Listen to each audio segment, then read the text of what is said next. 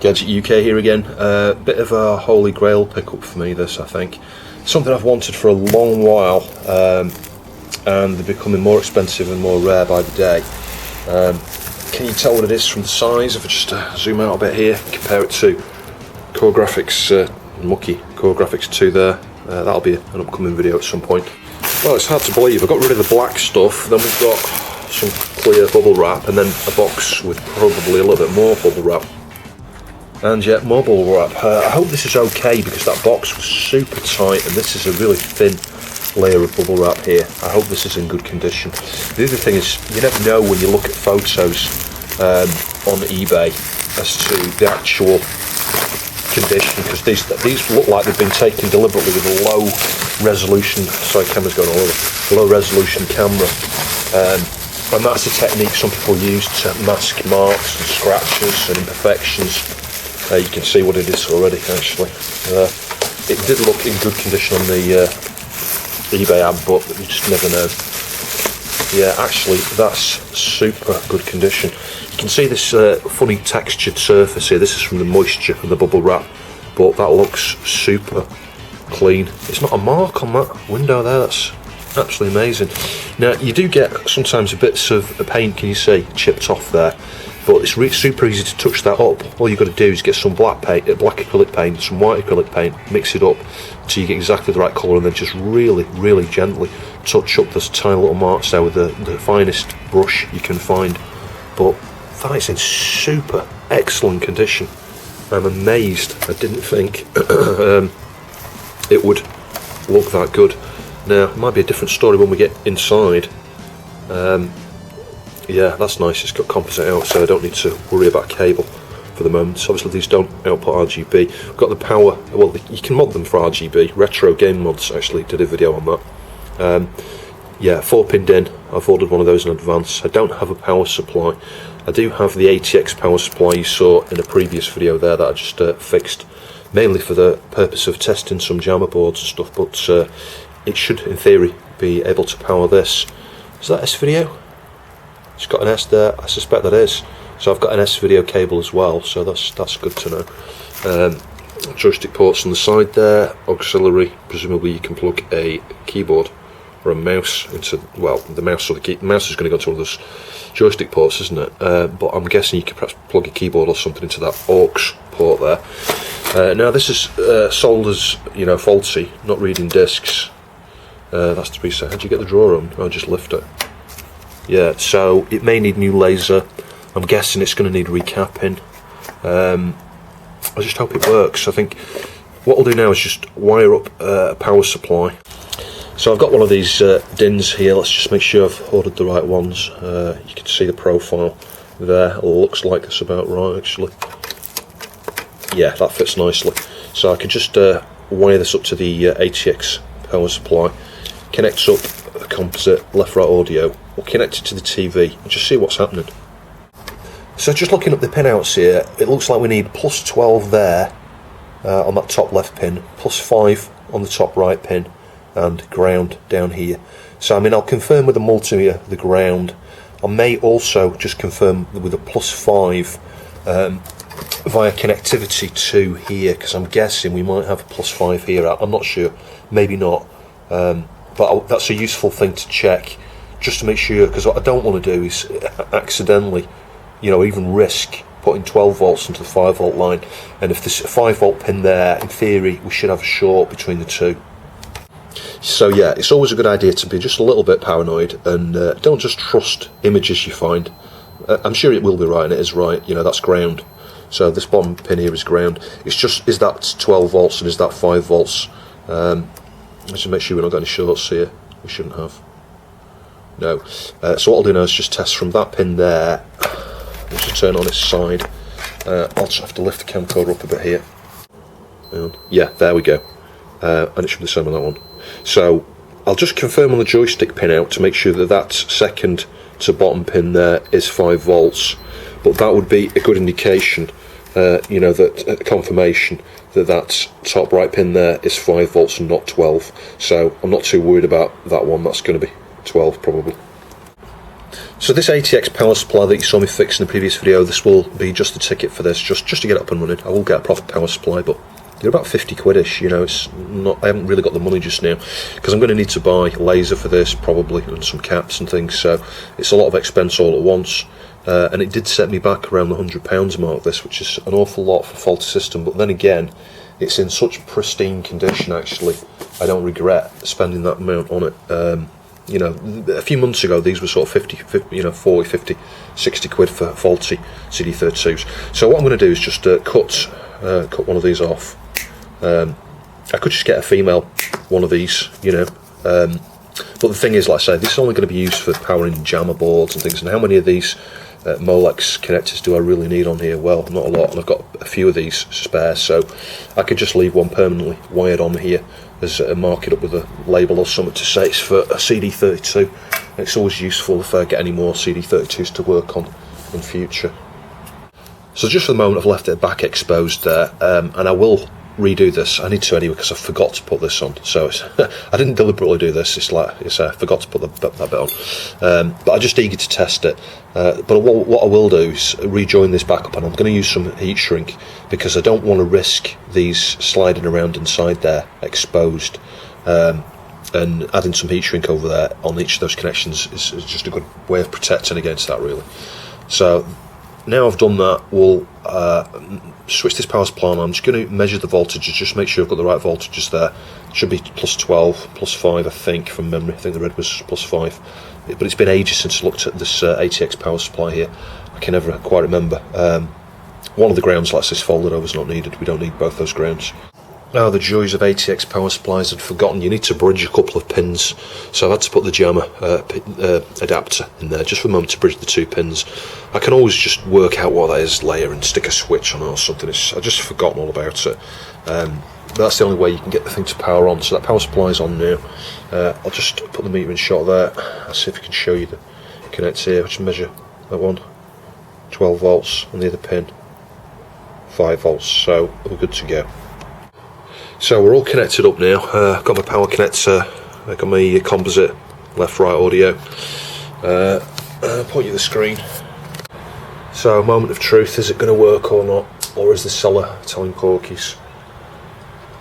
Well, that looks normal to me. You get that sort of dark grey screen on the 1200 when it's booting there. Ah, yep, it's working. Wow. What a clear picture as well. I'm amazed, actually. That looks fantastic for composite. So I guess I need to go away and find a disc now. So I've got a disc in here now, and you can hear it seeking.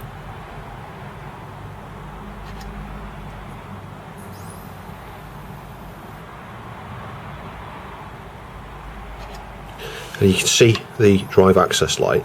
Now, interestingly enough, when I first booted it, it did less. It did still seek, but after about 10 seconds it gave up. This time it's actually going on a bit longer. So I'm wondering if actually we've got a cap problem with this, rather than the actual laser. It's one of these things where leaving it on for a period of time, in fact I'll just open the drive now, let's not stress the drive out, just leave it warming up for a period of time. It may start to work normally again, I'm not sure. We also, should consider cleaning up the laser lens there with the cotton bud, some IPA. Steps beyond that really is going to be to tear it down, just have a quick look at the caps, and maybe get a test lead onto the RF test pad, connect up to the scope, and just have a look what's going on with the RF level there. Hopefully the caps don't need swapping out on this, but I'm not sure whether it's one of these, you're absolutely guaranteed to need to replace them on CD32s or not. So with the 1200 it's kind of depends on the model, depends on the batch, as to whether you need to swap the caps out or not. My 1200 still got perfect, absolutely perfect board, never been touched, still on its original caps, no signs of leakage, and it performs wonderfully. So, some of the CD32 models might be like that, I don't know, but you see they're probably all made in a very short period of time. I imagine they're probably all using the same components, so I would imagine that most of these probably do need recapping at some point in their lives.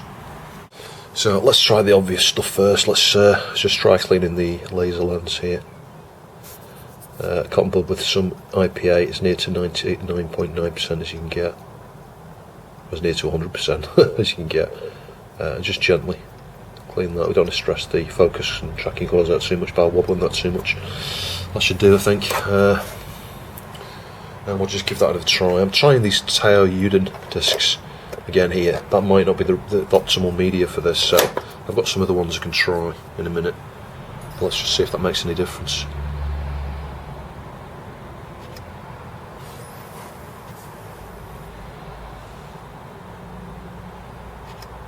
Yeah, I can still hear it seeking away there. So I'll try press disc next, that makes sense.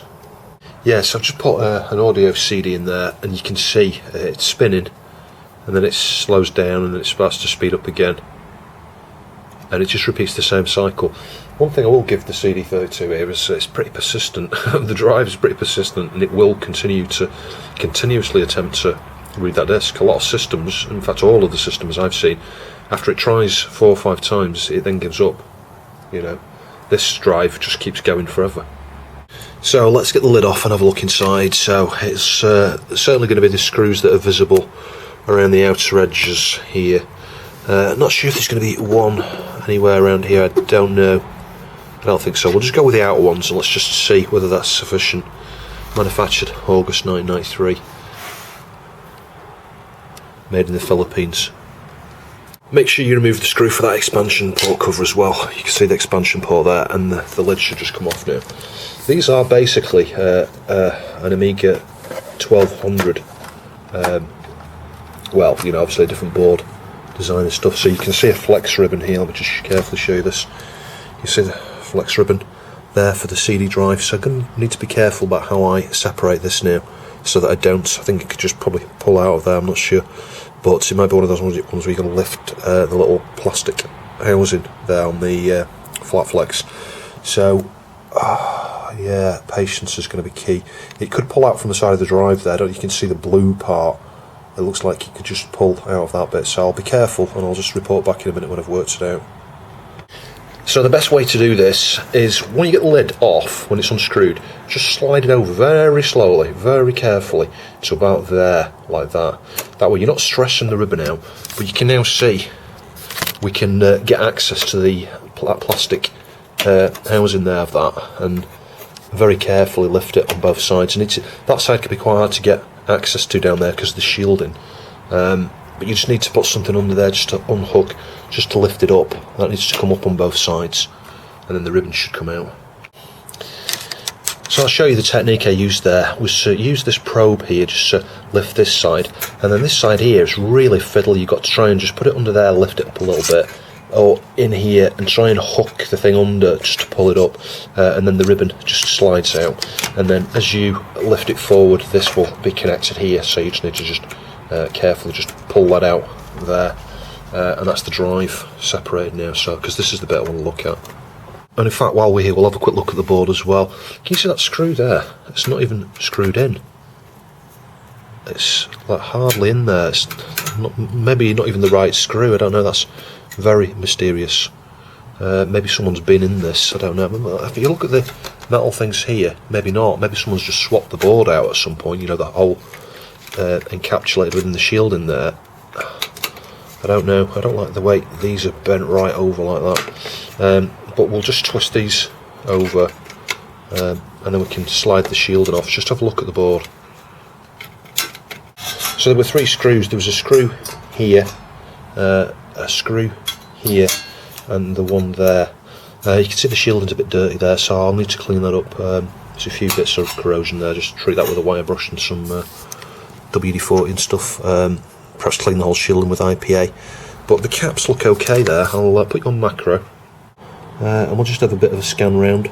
You can probably see more than I can at this stage. Actually, I've not had a look with a magnifying glass yet, but I'm not seeing any signs of corrosion. Actually, it looks super clean, I think. But we need to, let's say, inspect closely. I'll have to go over with a magnifying glass myself before I can be categorically sure that it's okay. Yeah, it looks fine. It looks absolutely fine. See if I can find some more caps, some more down here, all there. Yeah, I think this is okay. So what I find fascinating about this actually, compared to the 1200, this is for all intents and purposes a 1200, but it seems to have a lot less chips on it. And we've got some obvious things here. We've got the Kickstart ROM there. You can see it's an MX chip. Let's have a look. I'll zoom in so you can have a closer look at that. Hopefully it'll focus. Yeah, so that's going to be Kickstart, copyright 1993 Commodore Amiga. Yeah, then we've got a Kiko down here, Rev A. So that's for the CD side of things. That's what makes the CD32 different, if you like, from the 1200. Everything else on the board is pretty much the same as the 1200. We've got the CPU here, sorry, for short, 68020 RAM here. So I'm going to have 2 meg of chip RAM, I'm guessing. What have we got here? Is that Alice? Yeah, so we've got Alice, Lisa. I don't see any CIAs on here unless that's a CIA or something, or I don't know, I'm not sure what that one is there. Can you see that? 391077-01 8364R7PL. I'm not sure. I don't know, I'll look the part number of that in a minute just to understand what that is. But I don't see dedicated separate CIAs. Now they could be on the underside of the board, but I doubt it. I think this board will probably come out now actually, it's not screwed in. And that's going to be the DAC, is it? I think. There, possibly. It's a bit large for a DAC, but it just kind of looks like the one on the 1200 to me. We've got a Sanyo chip down here. Is this a little op amp? Perhaps, I think it is. Yeah, so there's a lot of these smaller chips, probably TTL logic and stuff. But the board looks super clean actually. I'm amazed. I wasn't expecting it to look like, you know, this good. Yeah, so I had a sneaky peek on the underside. There's no chips on the underside, so the CIAs must be combined with some of these other chips on here, I'm sure. Could even be the Akiko, I don't know. They could have reduced the chipset by merging some stuff into that. So I've had a good inspection around the board there, and actually I don't see any problems at all. The only thing that could be questionable, I'll zoom in and see if I can show you, is this 100 microfarad cap here. Sorry, that's a bit close. Yeah, the solder point there just looks a bit dull compared to all of the other caps on the board, but I've inspected it thoroughly. I don't see any corrosion there. It's just a bit dull, as are some of the solder points down here.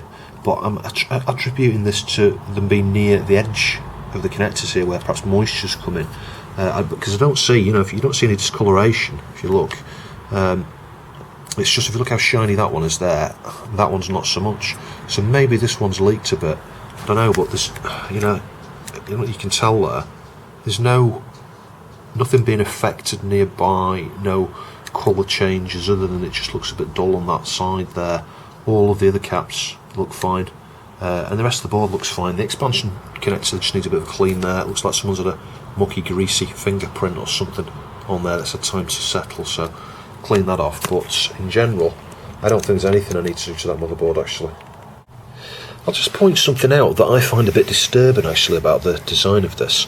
You see this shielding here, the shielding sits straight over the expansion cover, and just watch what happens, you know, if you put any pressure on there at all.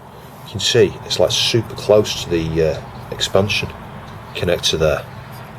So yeah, you know, and the board's not really secured in there just because there's very few screws used in these to hold the board in. So I think actually for my own sanity I might just put some insulation of some sort in between those two there. I mean, I can't imagine that's ever going to make a connection there, but you can see how close it is here at this end where the board just goes upwards slightly, especially when the lid's on, because when the lid's on that's going to hold that flat like that there. Yeah, I don't like that. So yeah, not something that would need to be done to everyone, but I've just put a piece of insulation tape just under there. At some point I might be able to use, if I can afford it, the parts and stuff to get a TF 530, is it? Or is it 528, I forget. The terrible fire accelerator. I need to get the bridge thing and stuff first, but bear in mind I need to get parts for this, and I've got various other things going on, so it could be a number of months before I get around to that yet. So it's only a temporary thing. Once something's in there, it wouldn't be a problem. But I just don't like the way that this board raises up in this corner here. You know, it's very close. Can you see that? It's super close, so that'll just give me a bit of peace of mind that that's not going to short there. This side's alright, because you see you've got a screw here, can you see? And that's the difference. If there was a screw over here, that board would be pulled down like this, but it's a bit slapdash in the design here to use as few screws and things as possible, which could mean that if you've got one like mine, that that board might just raise a little bit in this corner. So just having a look at the drive now. Ouch, what's happened there? How on earth's that got like that? I mean, it did look like no one's been inside it, no one's moved the main board or anything. So, look at this here, what on earth's that? Let me zoom in there so you can see that. Is that factory? It's like all glued or something, it's like super glue or something over there. No idea what's gone on there. Look how the board warps here as well. It just warps up a bit in this corner. It's a bit odd. It's very odd, in fact. But is it just because the wires are trapped? I don't know. No, I think it's okay. There's nothing. There's no damage or anything there. It just looks a mess. I just suspect that's the way they assembled them. Maybe stuck some epoxy or glue or something over the things there where the LEDs go. No idea. Yeah, and it's interesting, they've been tinned.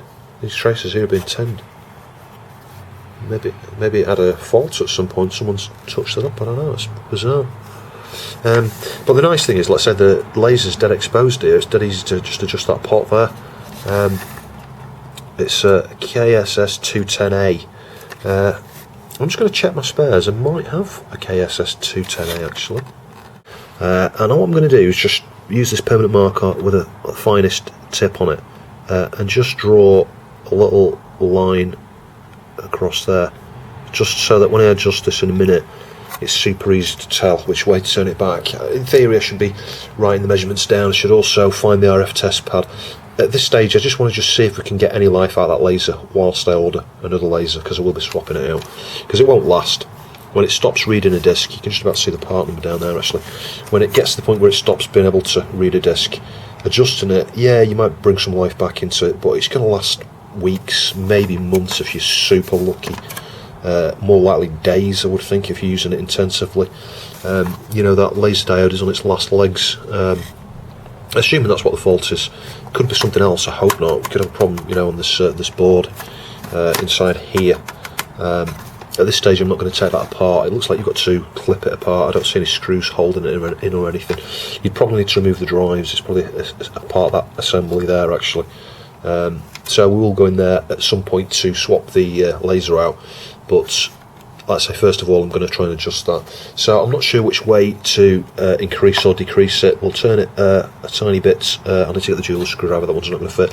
I'll turn it a little bit clockwise initially, and then just put the lid back on, retest it, see if that makes any difference, and then go anti-clockwise just a little bit. Yeah, and after a very small tweak clockwise there, I'll point you at the screen. You can see with the press disc, that's actually worked fine. So I just get a controller plugged in. Now I don't have the 4-pin controller for this, that's going to be a separate project. So I think what I'm going to do is wire up an adapter actually to my Neo Geo arcade stick here, rather than use the original control pad. I will get one of the 4-button control pads at some point, but they're a bit pricey, sort of £60-ish, that's just crazy money. I can buy an adapter PCB, which I'll show you in a later video, for around the £15 mark. Stick it in a little plastic box there, £2 or something for a case, a few pounds for a connector or two, and I should be able to use my arcade stick. But hopefully a cruiser or something. I'll just plug a cruiser into the first joystick port here. Hopefully that's enough to be able to navigate the menu here and click a button. Yeah, so what's happening there is you can navigate to a track, but it's not playing it. So I do think it's the laser. If I go down to the play button, it spins up, but then just dies and comes back. So yeah, I could try adjusting the pot the other way. You never know, maybe the laser's alright, maybe it's just had the spindle pressed down or something, it's changed the focus or something like that. I don't know, so I'll just rip the lid off again, just change the laser the other direction, just see if that makes a difference. Yeah, so anti-clockwise, not reading the disc at all again. So I'll take it apart again, I'll turn it more clockwise than I had originally. I'll also just show you removing the ribbon and reconnecting the ribbon, because that's the hard bit, and I've kind of got it down to a T now. So we'll just remove my garbage disc, and we'll just lift this up, slide this forward, just so you can see it's there, about that distance. So I zoomed you in a little bit there. What you need to do is lift this side a little bit, not too much. Can you see that's just moved up a little bit? And then on the other side, use this screwdriver again with the flat side inwards. And don't lever it, because you'll just smash the thing off. But what you want to do is just put a little bit of pressure on it, try and pull it upwards like that, so that you're putting pressure on it to pull it up rather than levering it. And on this side, just lever it a little bit. There you go, it's up a lot more on that side. And then again, same thing, you know, flat side against the side of the thing, and press on it, you know, so you're levering a little bit, but you're pulling upwards. The key is the pulling upwards, not levering, otherwise you'll snap it off. Strictly speaking, a little tool that's got like a little notch on the edge of it would really help with something like this. Yeah, so that side's up totally, and this side's nearly up completely now. Again, put some pressure on to, you know, to start to lever, but you're not actually levering, you're just putting pressure on it and pull it upwards. And I think we're almost there. Hang on. Yeah, and then at that point you could perhaps just try the same thing in the front a little bit here, just gently, not hard. Press from the side again. Yeah, I think that's pretty much up actually. That might come out now. Let's just see if it feels free. Yeah, there you go. And then just disconnect the one down here. So as I say, we'll turn it over, move that out of the way, and this time, can you see, I'll zoom in a little bit so you can see where I adjusted that. I'll flip it around, because this is the direction I've been doing it from when I'm talking about clockwise or anti-clockwise. So you can see the little line there now, and it's, in this case now, it's been turned anti-clockwise. If I just turn it back to its original position, going clockwise here, that's about where it was originally roughly. And when I tested it previously, it was a little bit there to the left, clockwise. So we'll just go a little bit further around like that. So that's about twice as much clockwise away from the little notch there as I tried previously. So I'll just connect it back up, and I'll show you that process. Hang on. So in reverse order, slide the CD32 over just so you can see that gap there, like that. Now this is the hard bit, because can you see that which way the flex ribbon bends out? It bends out towards you. So the first thing to do is just make sure this is up as far as it can go on both sides. Yep, and that's okay. And then you've got to try and pull it forwards and down in a straight line. It's quite hard to do this actually, especially with the camera here as well at the same time. I'll use my hand here to see if I can just move this a little bit. And you've got to try and get one corner in first, as straight as you possibly can. You've got to be careful not to push the actual connector. Oh, almost had it then. Yeah, hard to do on camera, I'll be honest. That's it, one side in, try and get it straight.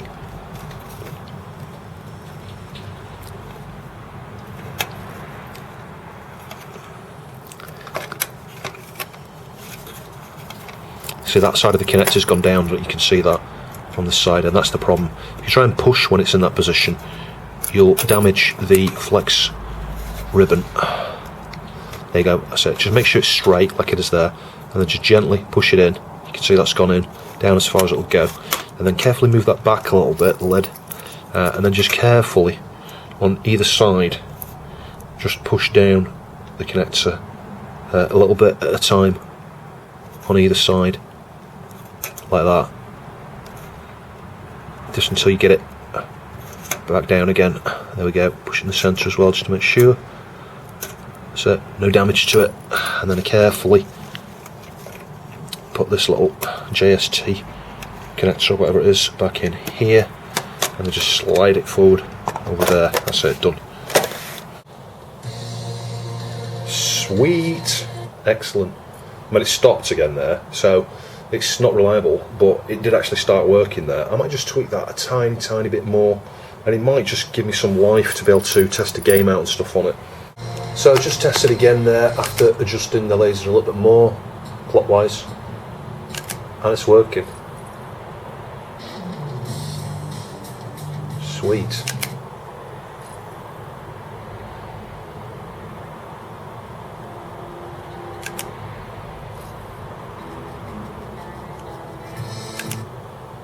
So I can't get any further now without a new laser, so I'll order one of those. It could be a few weeks actually, because I'm probably going to order from China. There are some replacement lasers you can get that's pretty cheap, about $7 or $8. So I might order a few of those, see how I get on with that. In the meantime, I think I'll just clean this up. There's going to be nothing much to show you. I'll just show you me gently wiping this, and we'll see what it looks like afterwards. I'll probably do the touch at work here as a final thing actually after I've finished the whole repair here, but yeah, touch wood, I think it's just going to be a new laser it needs. Something else worth showing you as well actually that's arrived earlier in the week is this. This is a new game for the Amiga here. I'm hoping to cover this in a future video. I'll almost finish hacking the executable for this actually. It's proving difficult actually, just because I'm not familiar with the 68K. There's a lot of registers in the 68K. So yeah, it's going to take me at least another hour or two. I just need to get back to that in order to get it working on the 020, because it's restricted, so that it'll only run on an 030. But I'm hoping Johnny, I'll post a link down to his channel below. I'm hoping he gets a chance to send me an updated XC, because you know I don't really like hacking it, if I'm honest. But it seems to be the only way I'm going to be able to play this on my 020, and it will work on an 020 as long as it's fast enough. So on a stock 020 it won't. But I thought, I don't think this will work on here, but I thought I'd just put the disc in just to see what happens actually. I might have more success with this disc than the other discs. I don't think it'll work on here, let's say, because I don't think it's bootable. It's not designed for CD32, but I'll give it a go anyway, just to see what happens out of curiosity. Yeah, it's doing the same thing, just spinning up and spinning down, spinning up and spinning down. So I can't see the disc. But like I say, it's not designed for a CD32, this particular version of this game. Anyway.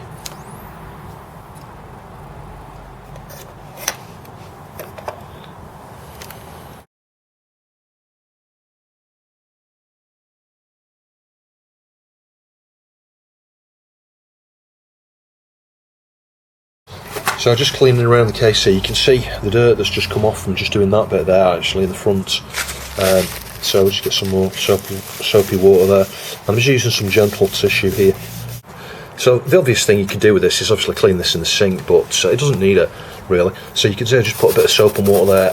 I'm just using this little gentle nail brush here just to get in there to get all that dirt out of the lettuce there, anything that's you know, got little indentations in the case there. If you do this, you can get it super clean that way, and then just wipe over it with some of this. That's just the soapy water that's left in there. That'll come off with a brush in a sec. Just dry the brush.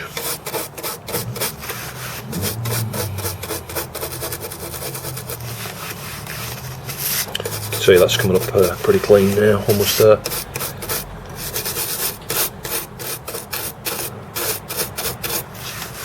There we go, looking a lot better.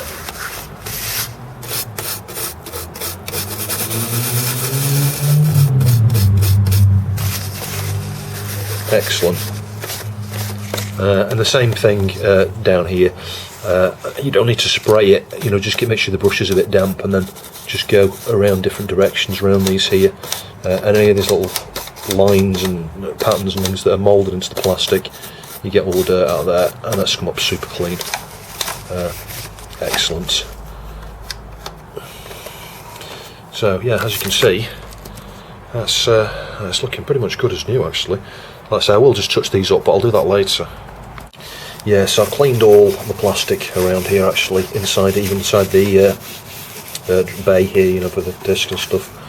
I stay away from the laser when I'm doing this particular part, but it's surprising how dirty all of this plastic actually gets as well. There were two white marks there. Can you see those have pretty much gone just from wiping that area there? There were two white marks, and I think they correspond you can just about see, if I just move you up here, can you see that moulding there? That presses onto here, and you just get typically 2 little white lines there, but they went off as soon as I cleaned it. So this is where washing in the sink is a bit better, but you can see I just folded the tissue here and slid it down that first groove there. It's now super clean, and yeah, there's a lot of dirt in there. For the clear window here, I'm just using a bit of plastics as usual. Just gently, you want to test something like this first, just to make sure you're not pulling anything off, or you're not discolouring it, or making it go cloudy, etc. But yeah, it's okay. This is just a piece of clear plastic, and it should be okay, I think. And just go around this gently, and that should remove any dirt and help remove any fine scratches and things in that plastic. It makes plastics like that, transparent plastics, go super clear and super transparent. You can see already what a difference that's made there, and I just used the dry in there just to wipe that down.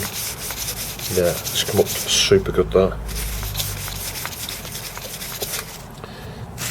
And if you get any polish into edges and things like that, you could just use a little brush like this, and that'll bring any polish, let's say, out of the corners. Just on this side here, I don't know why, there was just a little bit of polish in there, but look how shiny that is now. So as soon as the laser arrives, I'll upload part 2. Thanks for watching, I'll see you soon.